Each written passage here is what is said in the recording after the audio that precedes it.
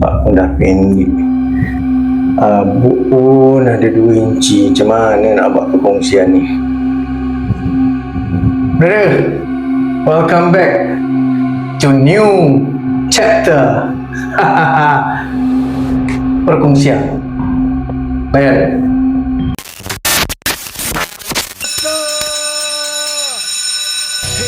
We complete our chapter. Years learning hard way. Now we fulfill our master to serve society with our heart. Never let it still interfere. Nobody should stuck in gang and drugs. Done, live our life with cheer. Family, precious time. Climb for good under the hood. In the woods we stand stood. We tackle the mountain like we should. Didn't reach the summit. It's okay. We good. Selamat datang ke YouTube channel XTMT Project. Terima kasih korang yang dah berpuluh episod kau layan tentang pengenalan. Tu baru pengenalan, belum lagi. Sekarang baru masuk bab perkongsian. Apa pun sebelum tu, brother-brother aku semua, tolong subscribe, share, like, komen ini channel. Dan tetap lupa juga pada Putra Nissan Kelang yang selalu ada support korang. Boleh link komen description ada dekat bio. Brother, hari ni kita baru pertama kali nak masuk bab perkongsian. Jadi aku pilih untuk kongsi tentang makmal dadah. Seperti yang korang tahu, makmal dekat Malaysia ni macam cendawan tumbuh. Jadi aku nak cuit sikit je lah. Dan niat aku tak ada niat pun nak show off, nak kata gua gini-gini, bukan. Ia bagi aku adalah satu kesilapan yang sangat aku syukuri kerana tak kena tangkap masa tengah proses barang. Kalau kena, tak jumpa tarikh bebas, Mat.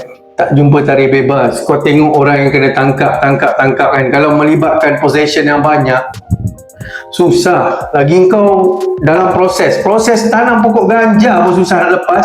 Ini kan pula makmal. Makmal. Kau nak buktikan macam mana? Okay? Cabut nantilah 2 inci ni kalau aku hisap pula makin melalut-lalut idea datang. Jadi abuk kita simpan. Dah ada 2 inci. Okey, brother aku semua, disclaim dulu. Aku nak disclaim dulu, perkongsian ni tak ada niat apa-apa yang lain selain daripada tujuan pembelajaran, educational purpose. Version orang tahanan yang ada sedikit pengalaman tentang kehidupan dalam dunia gelap. Mudah-mudahan moral cerita ni kau boleh terapkan ke dalam diri kau untuk perjalanan hidup kau. Okey. Makmal dadah sebenarnya tak perlukan pun barang yang mahal-mahal. Cuma bila bergerak melalui sindiket, mesti korang tertanya-tanya kan, macam mana dia orang dapat barang-barang ni, barang-barang lab ni, barang-barang gini. Baik.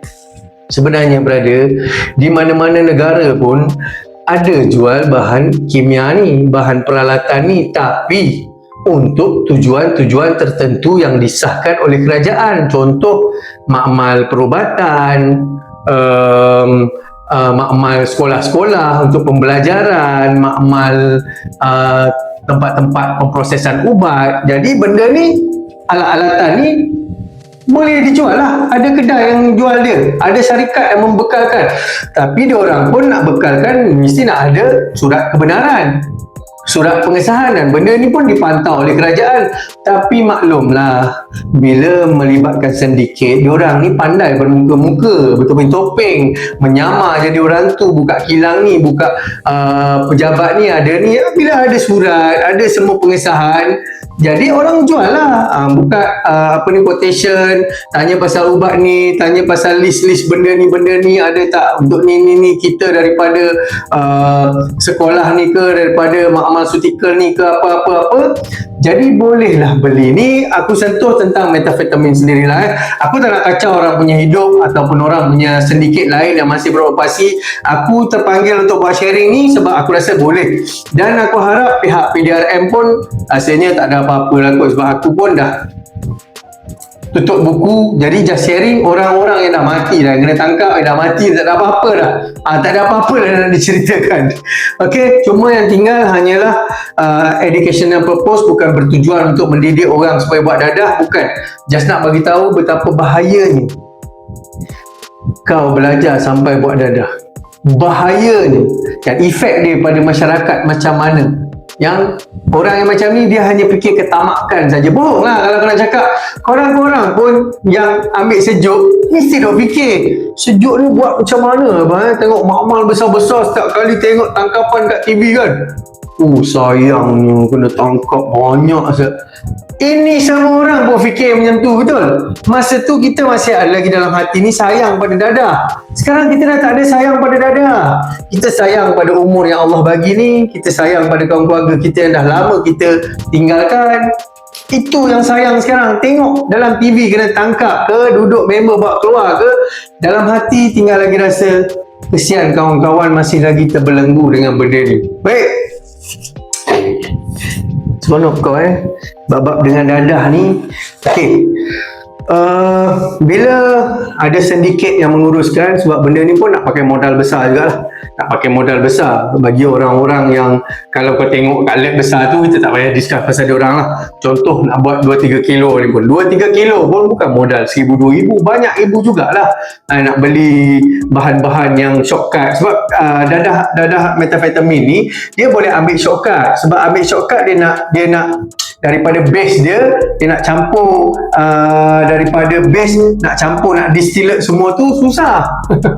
Jadi kita ambil part senang-senang lah, token kecil-kecil lah, bukan masuk lab besar. Sebab bukan senang orang nak rekrut kau buat masuk, bukan senang. Orang pun nak jaga step, ini siapa ni nak bagi kau jaga store pun, orang pun nak selamat kan. Tak ada orang yang buat kerja haram ni nak buat kena tangkap. Sama pun nak dapat untung banyak-banyak, lagi nak pergi cuci ini duit, bikin bisnes baik punya, nak duduk senang-senang.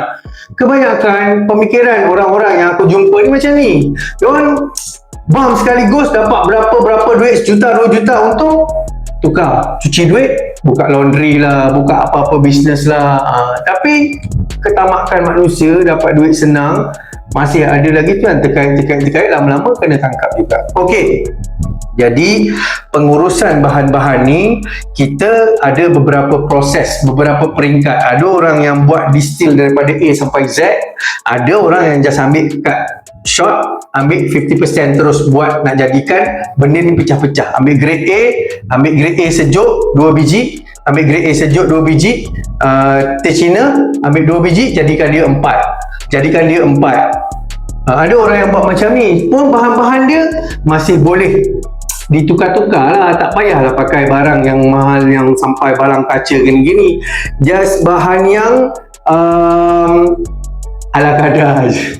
Tapi boleh buat sebab method bila kita masuk dalam dunia tu, kita belajar sikit-sikit. Benda ni distill daripada sini, ambil uap dia pergi ke sini, daripada uap dia pergi sini masih kotor lagi dengan kloroform apa semua, masuk dalam peti, lepas nak tembak nak tembak dengan alkohol dengan kloroform, buang yang kotor tu. Banyaklah peringkat-peringkat dia, dan aku bersyukur sangat daripada sedikit pengalaman ke arah sana dapat tarik break dan selamat. Hari ni ada dekat dalam bilik sempit ni menerangkan kat korang supaya engkau lebih berhati-hati dalam memilih jalan hidup. Jangan tamak. Okey, tempat kita tak perlukan tempat yang mewah-mewah ataupun tempat yang tersembunyi sangat. Ini aku ambil 50% lah. Kalau distill daripada awal, daripada pil tablet tu, nak buang dia punya lilin apa semua tu, benda tu berasap.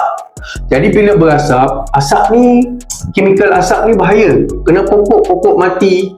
Lepas tu pula bila air buangan dia tu, kalau kau tak salurkan ke longkang betul-betul, masuk ke arah ada tanaman tepi-tepi, semua mati. Chemical dia bahaya. Jadi kita just ambil part yang aku lalui sendirilah yang aku lalui sendiri yang 50% dah nak siap. Jadi sama juga, memerlukan tempat, tak payah terlalu ni sangat sebab dia tak mengeluarkan asap yang banyak. Sebab ambil daripada 50% nak siap ni, just ambil benda yang A grade, nak jadikan pecah 4 lah. Pecah 4, benda rasa juga boleh jual, masih ada market lagi, masih ada market. Dan kebanyakan orang-orang sindiket yang buat macam ni, dia orang ambil yang grade A sampai sini, dia pecahkan. Jadi masih lagi orang kata apa, sesuai untuk digunakan, boleh make profit lagi. Risiko pun tak tinggi, tempat pun tak susah. Jadi ada kebanyakan orang yang buat gini. Dia orang kalau nak bagi grade A terus tu jarang dapat. Banyakkan mesti pecah-pecah je. Okey, daripada tempat pula, walaupun tempat yang biasa-biasa saja yang kita dapat, macam contoh satu rumah kondo ke, satu rumah double story ke, tetap barang-barang yang diperlukan tu nak pandai menguruskan, nak beli filter paper, nak beli termometer yang 150 darjah tu, nak beli barang-barang apa ni, dapur seramik supaya tak lekat, kaca berbalang tu, lagi perlukan bahan-bahan yang ini sekadar pengalaman untuk just perkongsian. Daripada perkongsian ni nanti akan adalah peringkat sampailah ke bawah balik, daripada kids ground untuk naik macam mana pemikiran. Cuma aku memilih untuk share pasal makmal ni dulu supaya bagi rancak sikit lah, bagi korang pun okey, dapat tahu sikit lah adalah sedikit yang menguruskan untuk dapatkan bahan-bahan tu, sebab memang memerlukan alkohol yang 98.8% tu, memerlukan kloroform, memerlukan lagi apa lagi, tak adalah sampai kita beli sampai belerang tu bukan pakai sulfur. Kadang-kadang orang tersalah fikir sulfur yang belerang gunung berapi tu pakai untuk buat metafetamin, bukan. Dia pakai phosphorus ni dia ada green dengan dia ada red, ada hijau dan ada merah. Jadi phosphorus ni lah yang membuatkan color tu jadi blue eyes. Kadang-kadang dia chemical reaction dia semua, tapi chemical ni lah banyak membunuh otak-otak kawan-kawan kita, anak-anak muda kan. Jadi itulah brother, aku buat perkongsian ni supaya kau look back, tengok balik sejauh mana dah kita terseret dengan metafetamin ni. Dulu kita semua pun budak baik, pergi sekolah kacau-kacau kawan-kawan gitu-gitu je. Bila dah sedut, jahanam je, mampus, habis semua dah jadi apa dah halusinasi teruk. Okey, dan proses untuk buat 50% ni tak susah. Kita tinggal larutkan yang 2 biji ni, larutkan balik dengan alkohol. Air pula nak pakai, dia tak boleh pakai air biasa sebab dia ada iron kat dalam. Tak boleh, hitam semua, rosak. So nak pun pakai air distiller. Jadi bila dah cairkan, tu sebab aku menceritakan balik ni, mudah-mudahan korang jangan salah faham supaya korang gambarkan balik barang yang kita hisap ni, barang yang kita ambil ni teruk. So memang main otak. So tapi kita sejauh ni Allah dah bagi kita hadap, dan aku yakin dan percaya ramai di kalangan follower aku, baik dekat TikTok, dekat YouTube, masih ramai lagi kawan-kawan yang terikat dengan metafetamin. Ketong tu berat jugalah, tapi yang ramai dengan metafetamin. Support, tapi nak buka suara pun tak apalah, support dulu ramai. Jadi bila aku dedahkan pasal macam mana kita buat, macam mana daripada sini pergi sini, memberi korang semangat baru lah untuk cari jalan nak tinggalkan dadah. Cari jalan. Sebagai orang yang dah sihat, aku rasa terpanggil sangat nak korang rasa kemanisan hidup sihat. Hidup sihat seronok, so tak payah nak bawa botol pergi mana-mana, nak berjalan pun nak bawa sepaket 2 paket untuk charge. Dah jadi terikat kan, keseronokan tu dah tak ada. Mana ada seronok lagi. Tapi kalau tak charge, tombang sah, tidur tak bangun dia. Korang fikir-fikirkan baik. Jadi bila dah cairkan, kita duduk rumah biasa je, rumah double story je, tingkat atas, pergi pun, masuk pun senyap-senyap, tak ada orang lain notice sangat. Jadi dengan dapur seramik chemical tu, ambil yang 2 biji kita beli yang grade A ni, cairkan dulu. Lepas tu kita perlukan Apple ni ada sedikit yang boleh bawa order daripada Indonesia datang. Dia sejenis crystallize juga, dah jadi kristal untuk dicampurkan dengan yang grade A. Dengan yang grade A ni semua otak-otak orang tamak je nak ambil money lebih. Sebab semua barang ni perlu beli, semua barang ni perlu beli. Jadi apabila dah campur dengan air distillate, dengan alkohol, dengan meth yang kita cairkan 2 kg ni, dengan Apple lagi 2 kg ni, nak kena tapis pula pakai kertas. Bakar pun dapur nak kena seramik, tak boleh yang ada api sebab benda ni flammable. Silap sikit, boom, boleh terbakar. Api dia walaupun dapur seramik pun boleh terpecik, kadang-kadang timbul api. Kadang-kadang timbul api. Jadi nak bakar slow-slow, tengok temperature sampai air dia dah tak ada, kandungan air semua dah gone, barulah matikan. Tunggu sejuk dulu, barulah masukkan dalam peti balik. Baru rumit juga dan memerlukan modal juga. Tapi begitulah kalau kena tangkap masa tu macam mana, tengah proses dah. So tapi kita kan curious, nak tahu, nak belajar, nak gini. Tapi bila dah depan mata semua benda dah masuk peti, bawa keluar, lepas beberapa jam dah jadi beku. Alamak, ini dah jadi beku, silap-silap ni sekejap lagi jadi cair balik. Tak, chemical reaction ni Masya Allah, Tuhan buat memang terbaik. Kita tembak chloroform, kasih buang air dia yang dah warna macam teh pekat ni, buang kat kertas filter paper, semua dah jadi crystal ice. 3-4 kilo. Tinggal lagi nak timbang, masuk paket, masuk stok.